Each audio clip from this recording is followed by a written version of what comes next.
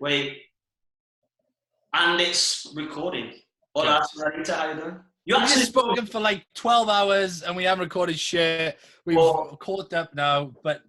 Yeah, because we haven't spoken in so long because you left me, you didn't love me no more, you never... Basically what happened was Ryan just decided to up and leave me with all this baggage. What really happened is Joshua left for the black man and he was like, I don't do no white boys no more. Like, I'm fully black and this is what... But then I realised that black isn't always best, so here I am. So, you've actually broken the thing of once you go black, you never go back. Yeah, it's bullshit. Bullshit! Don't believe that hype. Fucking vaginal cavities are not told. Why do you do that? How are you anyway? I know I've already asked you this shit. You know how I am, but I am great. I'm fantastic. I'm isolated like everyone else. 20 minutes ago. I've already cried, so I'm not gonna tell you my sob story anymore. You just feel happy because you're with me right now. That's what it is. Yeah, it's true. It's nice to be reunited with my penis into your life. Idiot. Nice to be reunited with my soulmate. We are. You're like my soul animal, which is I don't know what animal you are. What animal are you? Like a really, really, really horny one. Yeah. Like a rabbit. I'm like a dolphin because it's the only one who has sex for fun. Like, as well as us. Anyway. Yes. And I'm silky smooth. I like Vita. Right. What were we talking about? We were talking about something that was really interesting. And that's the reason we started recording, because otherwise we would never record it. We were going as deep as we wish our penises could go. Yes. However... like we've actually established that we're not going to talk about coronavirus because it's bullshit and everyone's negative as fuck, so we're not we're not even going to mention that. We was talking about online, about not being too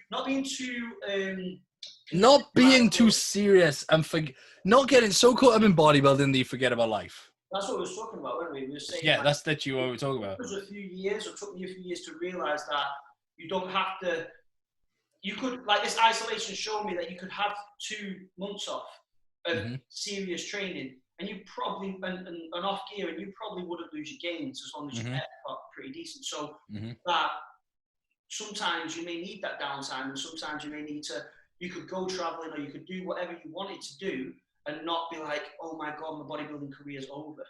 Yeah. You know what I mean? Especially if like, okay, so I think we both agree that you and me have a future in the sport. Yeah, maybe. No, definitely. Yeah, I think we can agree on that. However, I see a lot of people, and I'm not like, this isn't having to go at anyone at all, but it's like if I couldn't play the guitar, I wouldn't spend all my life trying to learn to play the guitar. Do you know what I mean? Yeah. But it's like, again, seeing people get so caught up in bodybuilding, they miss out on life big time, like massively, because it is so much more to life than bodybuilding. I think there's a time and a place. I think for me, I had this conversation the other day. When I'm training, it's serious. I've got shit to do. I don't have a laugh and I don't have a joke and I get on with shit. And then afterwards, we can have all the laughs and all the gangbangs. Yeah. But it's like, all the gangbangs. Just females, no males. Yeah. Fucking hell, I'm fucking me and 6 females. Is that gangbang? Is that them raping me, or is that? I would be classed as a I don't know, a revolution, mate. That'd be revolutionary. I think we should film it and find out. I think I'm the man to do it. I think I'm meant to lead the revolution. But do you know what? Actually, question, right? How is it looked upon as if fucking girl gets with 6 guys and get absolutely obliterated? She's a total slag. But if a guy did it, you'd hold him up like a fucking hero. I've asked myself this question a million times, man. Yeah, like... I honestly don't know why that is. I think it's because a man enters, a girl gets entered. So do you know what I mean? No. Like, you have a sword and you're stabbing someone, or you get stabbed. I have a pork sword. Yeah, I get what you mean. It's like the seal has been broken and you're worthless now. That's how it's seen in society. Whereas with a man, it's like, ha! Women who have gangbangs worthless. Is that what you're saying? No, definitely not. No, they're valuable. They should be valued. They're very valuable. They should have a thing on your contacts list next to it, like. They do have a time and place, people. Yeah, yeah, definitely. So what's going on with you anyway? Mate, honestly, nothing has really changed except I can't just freely up and fuck off whenever I want, whenever I want. At all now because I'm confined to my home, which isn't so bad. The sun's shining, I have a garden, and I get to walk my dog, so it's fine. I'm still training, still eating, and still just being a retard. Yeah, I was saying this was basically just like controlling your 24 hours, isn't it? Yeah. Let me, because we haven't got much time because we chatted shit, let me cover these questions a sec. Okay. I did get a question that said, who's the cuntiest cunt of both of us? If it was a cunt off, who's the biggest cunt? Depends, man. Like, I don't know. Depends what situation we're in, doesn't it?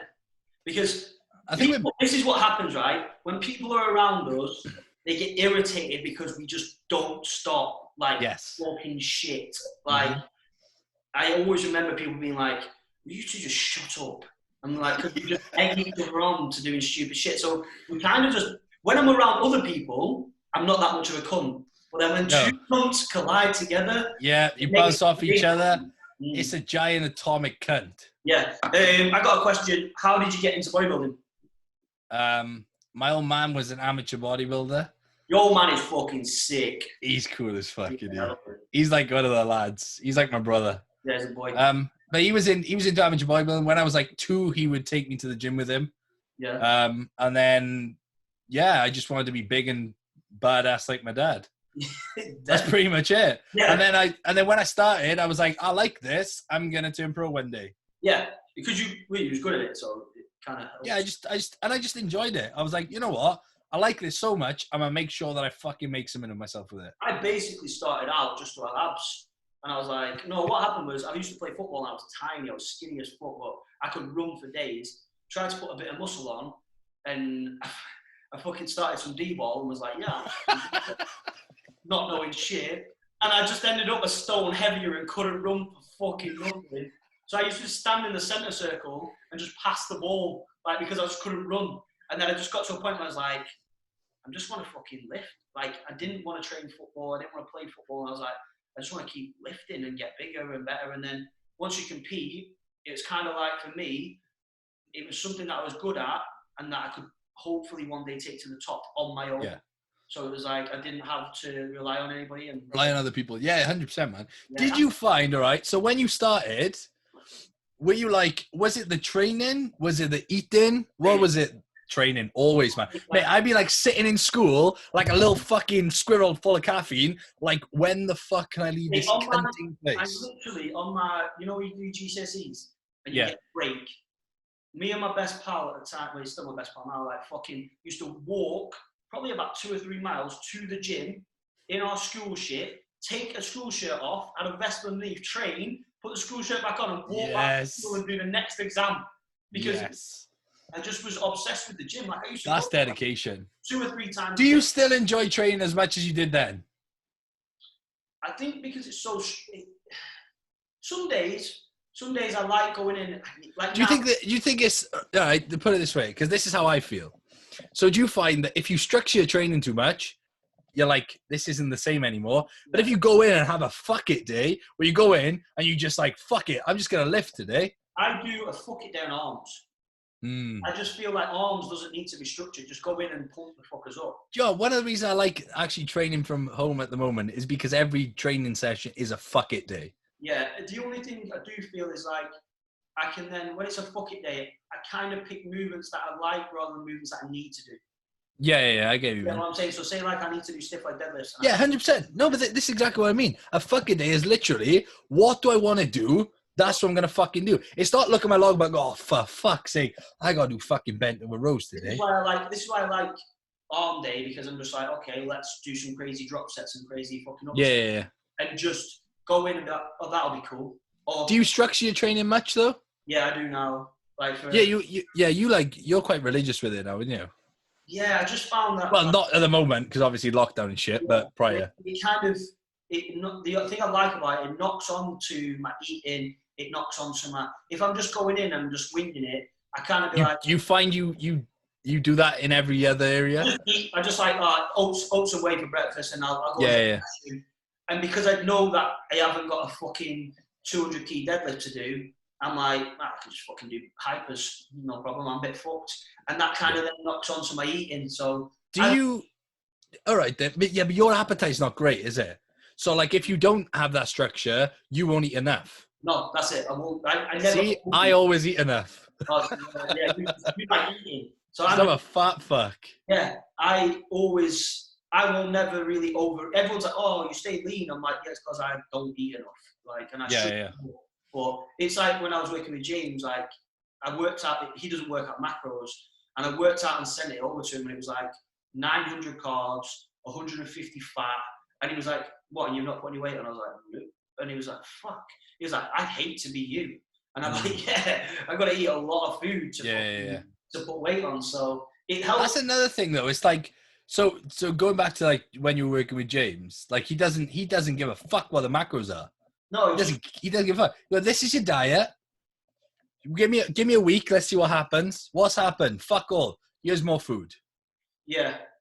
It's like, it's such a simple approach and it fucking works, because the tracking shit sometimes can get to your head a little bit as well. The only thing I like to do sometimes is if I know the macros, I'm not married to a food. Obviously, like, I mean, for a client, if they're not going to be as clued up as we are, so I can work out the macros of any meal anyway, but they're not. So I like to give my clients macros, so then if they want to interchange foods, then they have that freedom to do so, so they don't get just have a written bored. diet plan.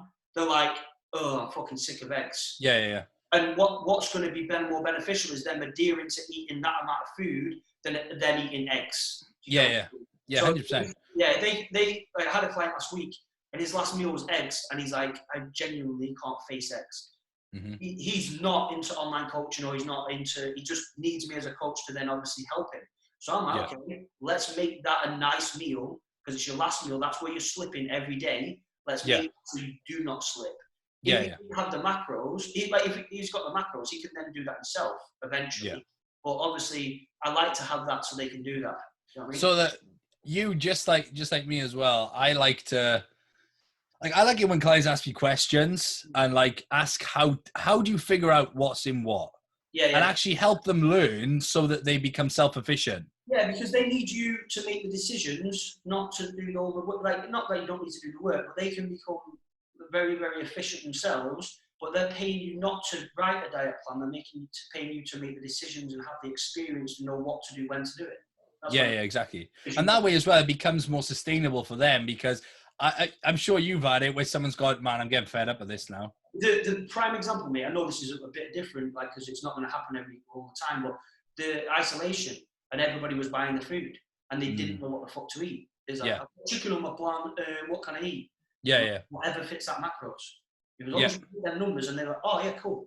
And they would go and buy a variety of food. You've done it and I've done it. We just go into a supermarket, buy prawns, pita breads, whatever you want to eat. Fucking Greek yogurt, turkey rashers, anything. Yeah, I mean, there's so many options available. I'm massive on switching things up as well, man. Variety. 100%. Like, do you know what I found though? This has been my most productive off season so far, and something I've been doing is I've given a little. Pardon? You just put trend in, haven't you? Trend, a gram a day. Yeah, gram a day. No one listening to this should do that, by the way. But something I've been doing is I haven't been so anal. Like, I haven't beat myself up if I've like wanted something. Why lying? Love anal. That is a different question altogether. Anal's great. If you don't like anal, you're a cunt. But like, I'll eat all my meals. So say I have 5-6 meals a day. I'll eat all my meals, and then if I want something else, I just fucking have it. Yeah. And I've noticed that I've grown more this off season than any other off season. I was doing the same. Nothing else has changed. I was doing the same sort of thing, which I don't really advise people to do. But I got to a stage where I was eating my fucking meals, and then I was like, that was a comfortable amount of food for me to digest and eat, always eat. And then it was like my last meal every day. I was like, I'm gonna go and get a double quarter pounder, and it was something that Sasan does, you know, Sas. Yeah. And I was like, because I will never miss every day. I will never miss that double quarter pounder because it's fucking easy. Yeah. If you tell me to like, oh, now it's 10 egg whites and it's 10 all eggs and blah, blah, blah, it's like, at that point, once I've hit my macro amount, I couldn't care less where the calories come from.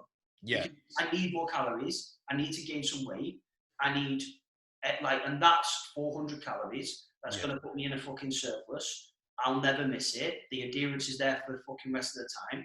Whereas if you then trying to have eggs at fucking 12 o'clock at night and this, that, and the other, the most of the time I was like, I fucking can't be asked. Yeah, I agree. Well, that's the thing. But obviously that comes with experience as well, man. It's Yeah. like understanding your body. Like, do you have days where you know you need more food?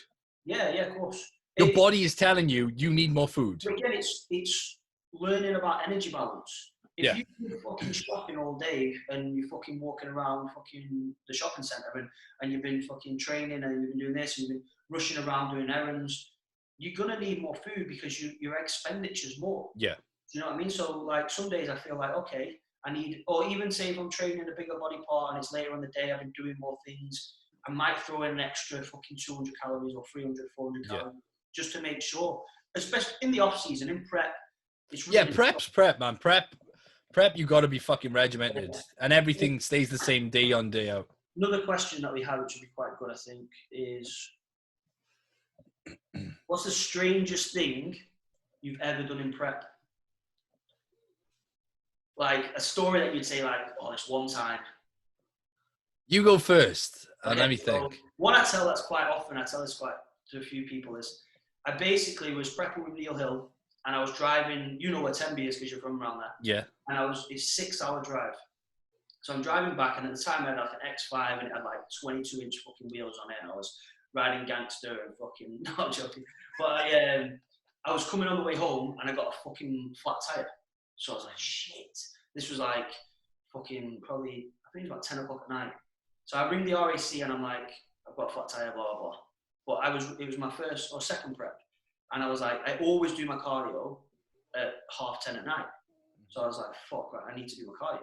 So I started doing my cardio. I was like, I gotta do cardio. So I was on a service station and I put my timer on, put my headphones in, and I walked laps around the fucking service station car park for my cardio. The RAC guy turned up and he was like, what the fuck is he doing? Like, and then obviously the girl I was with at the time, she rang me and she was like, yeah, the RAC guy's here. And I was like, yeah. And she was like, well, he needs to change his tire. And I was like, tell him to change it then. And she was like, what are you doing? I was like, cardio, I've got another 20 minutes. And she was like, you will not stop him doing it. Because once I've started cardio, I know now that you can stop. But in my head, it was like... Yeah, it's like, no, once I stop, I have to start again. Yeah. So I was like, it's like a test. For me, I just sent it as a test. Like, most people would miss their cardio. They wouldn't do it. This is sent, and most people, like, you're better than most people. If you want to be better than them, you do the fucking cardio now, and you don't stop until you finish the 60 minutes. Yeah. I didn't stop. I just carried on walking. I got to the car, and the guy was like, are you all right, mate? And I was like, yeah, why? And he was like, what have you been doing? And I was like, cardio. And he was like, what do you mean cardio? Because he didn't understand the term cardio. And I was like, oh, I'm like, explain to him. He was like, fucking hell, some dedication, that. And I was like, yeah, I have a dedication of fucking stupidity. But the moral of the story is, I won the fucking show, and I put it down to doing that one session of cardio because that was the mindset that I was in. Hey, that's the mindset that's needed. I've got a similar story. So I usually, if I'm on prep and I've got like 2 hours of cardio to do, for example, which I've been up to 3 hours this year just gone. If I've got a lot of cardio to do, I'll get like an hour done in the morning and the rest I'll do during the day, or I'll do like an hour and so on. But I missed my morning session. I had a client competing and I had to drive to Brecon to watch him. It was the PCA Welsh. So I took my food with me. I drove down. I hadn't trained. It was a rest day. I had 2.5 hours of cardio to do, right? So I get there, watch the show, drive back. It's an hour there, it's an hour back. Drive back, and it was like, I'm sure it was like 5 o'clock. The gym closed at 8. So I get into the gym. I was like, fuck, I got 2.5 hours of cardio. So I jumped on the stairs, and I spent 2.5 hours non-stop on the stairs, like fucking dying. I cried. I laughed. I was angry. And then I went through every single emotion you could think of.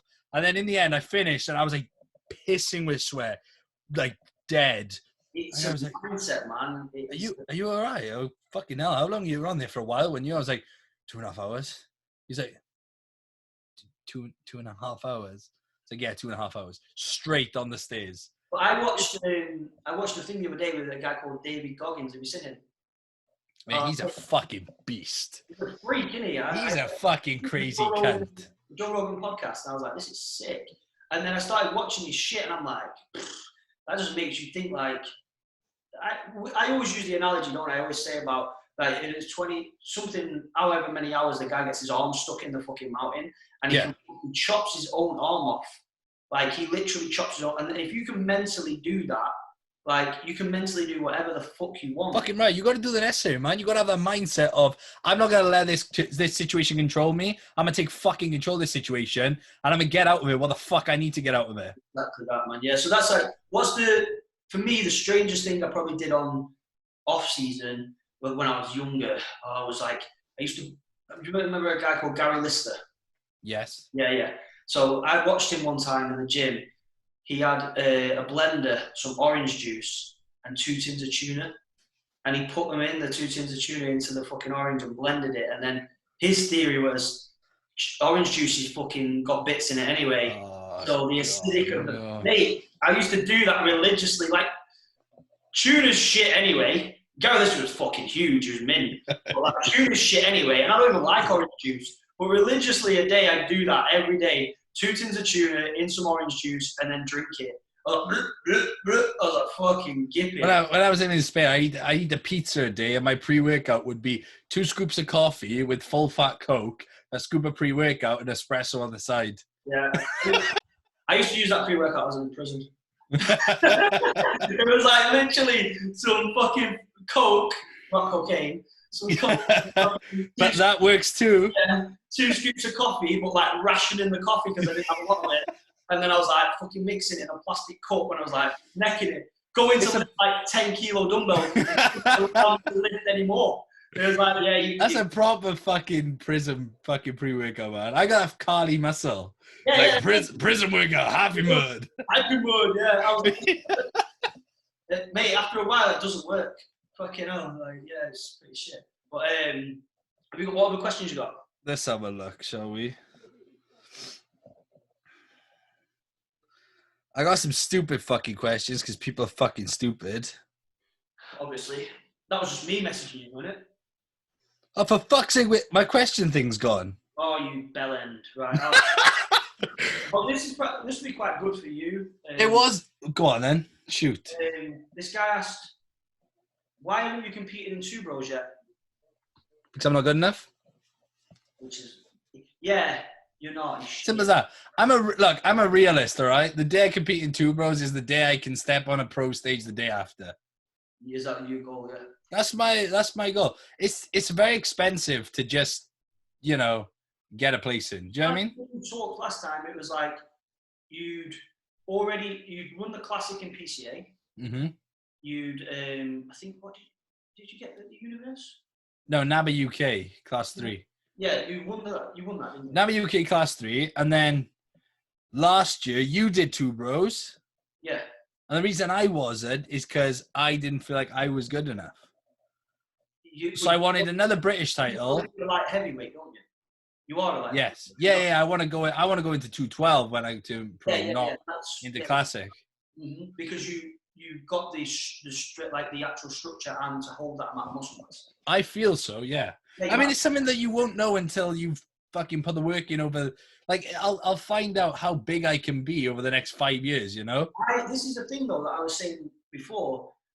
Everyone with the weight limit thing, like with the 212, doesn't mean you have to be 212. No, of course not. Whatever weight you feel you look the best at, yes, that weight. But you need to have the proportions. But this is something we've spoken about before we start recording this as well. Is that's where an actual good physique comes into play, as opposed to just a shit ton of muscle put on a frame.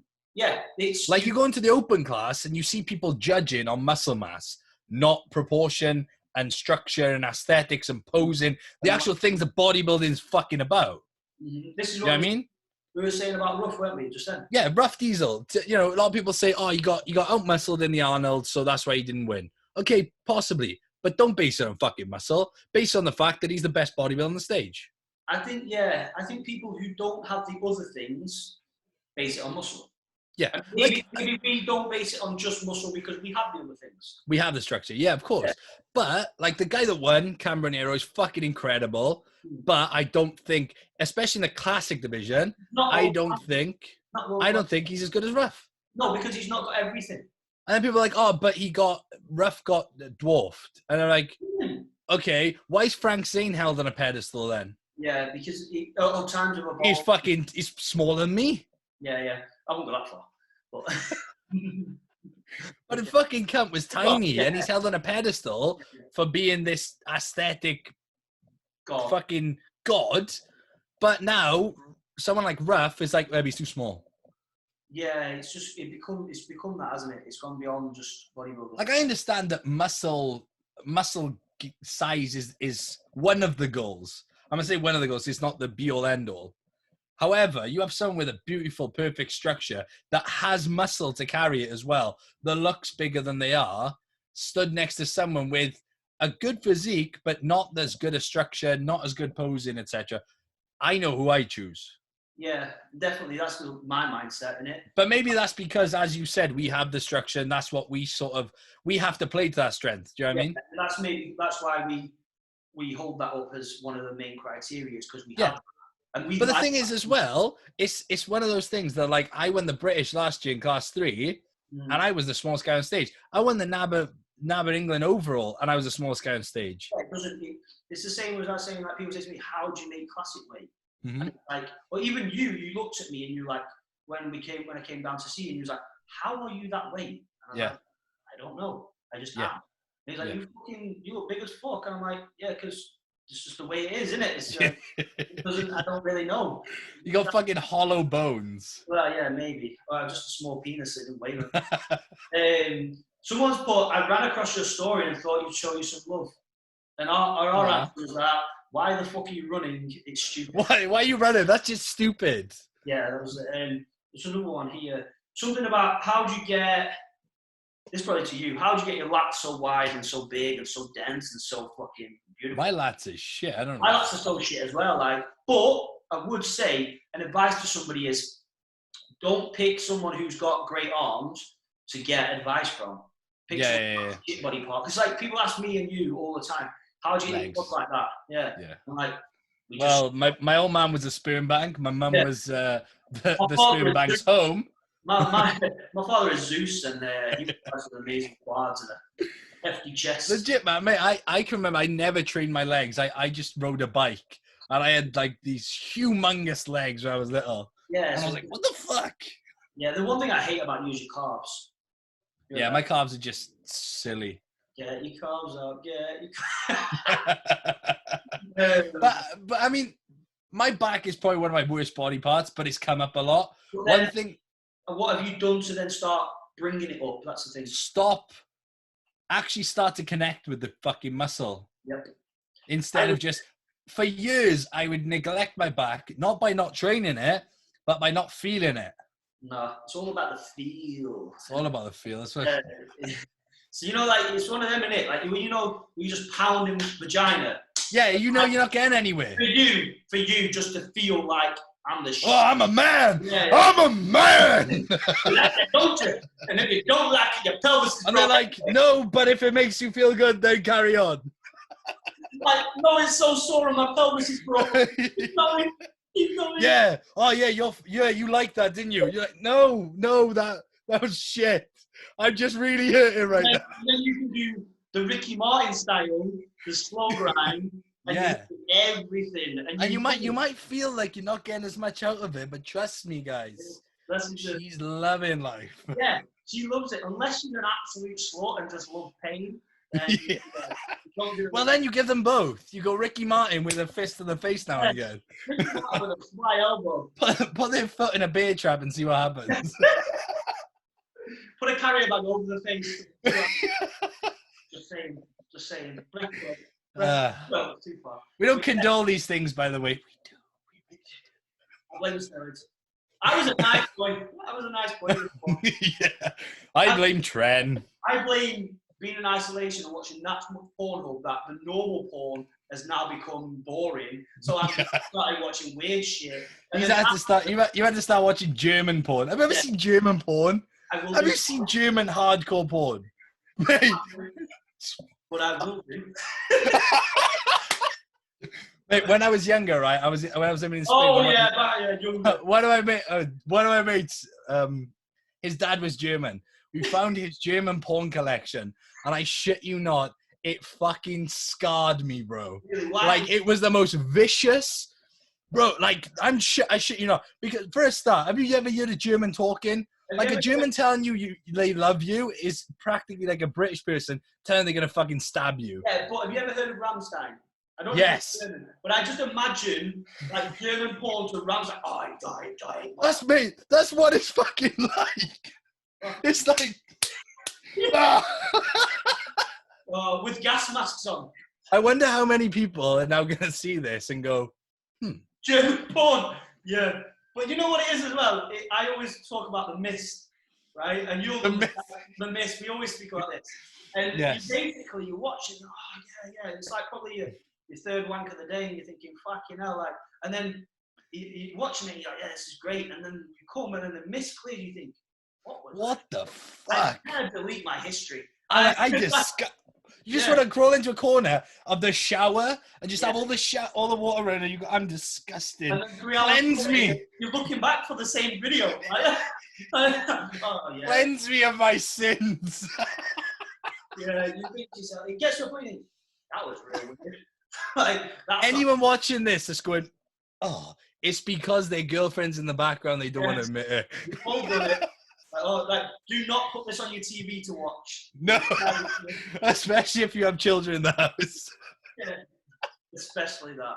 But yeah, what time? You got another podcast? You're so popular. Yeah, I got fucking Instagram Live. We spoke so much shit without recording. Let's do another. Should we do a weekly? I'm gonna do a weekly, man. Let's fuck it, innit? Let's do a weekly. We'll do it. And don't run off to fucking Zimbabwe with someone else again. I'm sorry, babes. It's okay. I thought we'd covered this. Don't go back there now. The past is the past. The past is the past. No, we'll do a weekly one. We'll do a longer one next time. Not almost as long as. Are you going to be serious about it or just no?